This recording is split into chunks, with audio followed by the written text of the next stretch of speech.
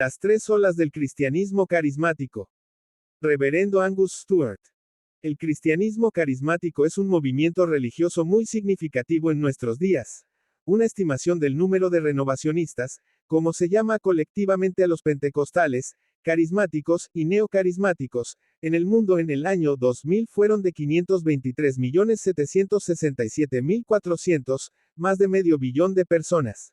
En otras palabras, aproximadamente una doceava parte de la población del planeta en el año 2000 eran pentecostales o carismáticos o neocarismáticos. También se considera enormemente que este es el sector de la cristiandad que está creciendo más rápidamente. Un historiador de la Iglesia incluso llamó al cristianismo carismático o renovador, la forma de cristianismo de más rápido crecimiento. Además, y quizás lo más preocupante, también hay un cambio en la percepción del cristianismo carismático y sus puntos de vista por parte de muchos protestantes, calvinistas y reformados. Solían llamarse Holy Rollers, que existían en la franja lunática de la cristiandad. Pero ahora, he aquí, son fieles hermanos y hermanas en Jesucristo. Sí, dirían muchos, tenemos nuestras diferencias con ellos, pero podemos cooperar con los pentecostales, carismáticos y neocarismáticos, y tenemos mucho que aprender de ellos.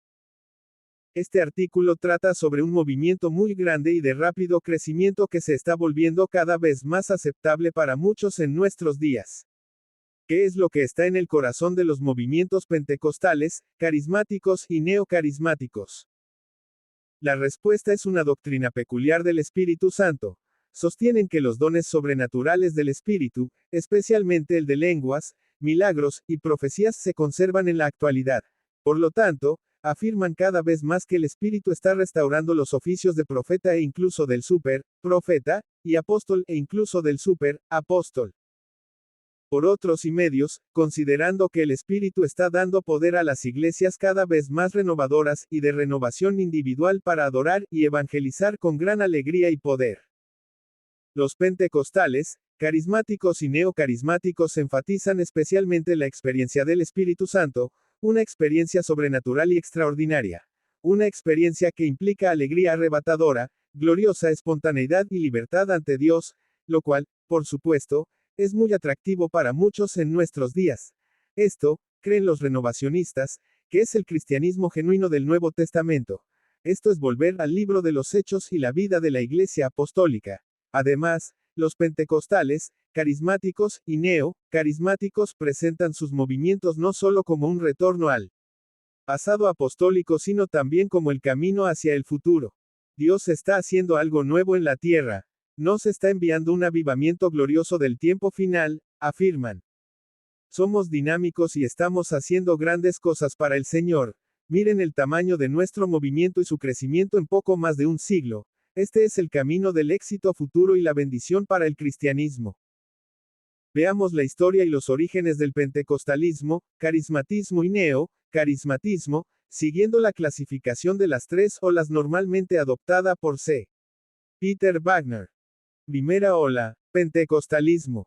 El pentecostalismo fue la primera ola del espíritu que irrumpió en la iglesia. En 1906 en Los Ángeles, California, se produjo un avivamiento en el 312 Azusa Street, dirigido por William J.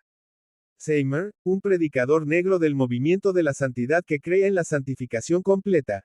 En esa ocasión, las personas afirmaron recibir el bautismo con el Espíritu Santo y hablar en lenguas. Dijeron que este era otro Pentecostés como el registrado en Hechos 2. El historiador de la iglesia Vincent Sinan, quien está a favor de este movimiento, describe la escena, se habría encontrado con escenas que no se podrían describir.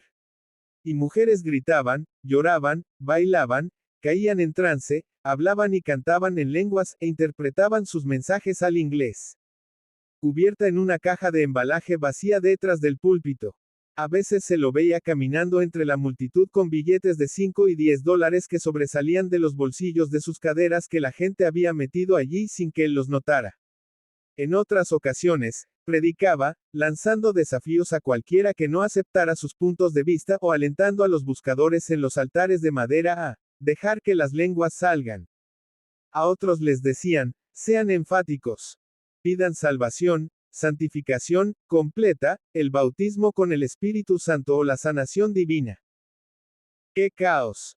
Gente bailando, gritando y cantando incoherencias, con Seymour, con la cabeza debajo de una caja detrás del púlpito o caminando entre las multitudes excitadas con billetes verdes saliendo de sus bolsillos traseros o gritando órdenes pentecostales.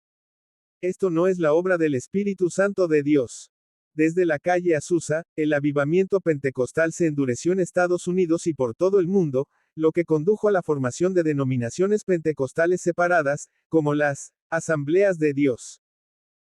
2. Ola, carismatismo. Unos 50 años después del renacimiento de la calle Azusa, estalló la segunda ola, el carismatismo.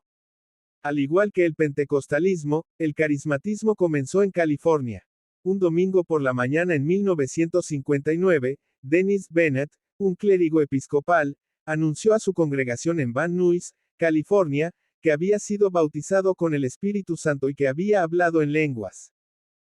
Al igual que los pentecostales, los carismáticos creen en un bautismo con el Espíritu Santo posterior a la conversión, lo que se evidencia al hablar en lenguas. Pero, a diferencia de los pentecostales, los carismáticos no se separan en denominaciones separadas.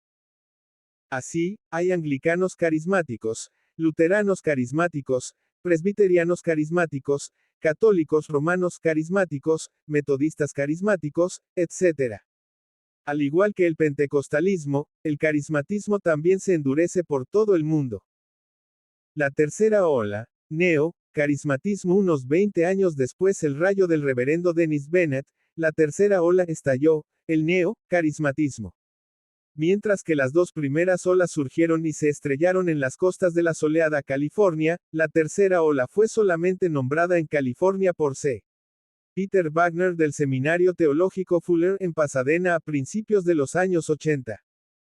Al igual que los pentecostales y los carismáticos, los de la tercera ola o los neocarismáticos practican los dones pentecostales o carismáticos, pero, a diferencia de los pentecostales y los carismáticos, los neocarismáticos no creen que el bautismo con el Espíritu Santo, como una segunda obra de gracia posterior al nuevo nacimiento, sea necesario para ejercer los dones espirituales.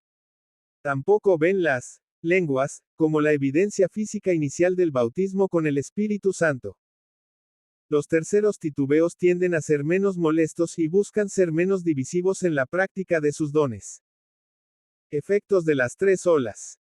Estas olas comenzaron hace poco más de un siglo con el pentecostalismo en 1906 y continuaron con el carismatismo en 1959 y su explosión en los años 60, que fue seguida por la tercera ola del neocarismatismo un par de décadas más tarde.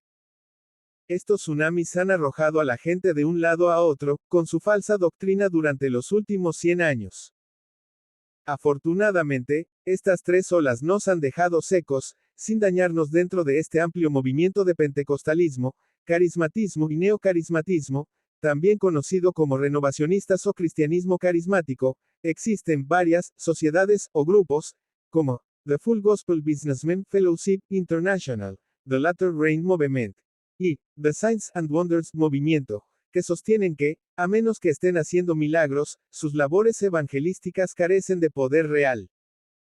Durante la bendición de Toronto, que comenzó en 1994, las personas cayeron hacia atrás y afirmaron haber muerto en el espíritu. Más recientemente, el canadiense Todd Bentley, del ministerio de Fresh Fire, de Florida, afirmó que había resucitado a personas de entre los muertos. Un informe favorable decía que más de 20 y otros calculaban más de 30.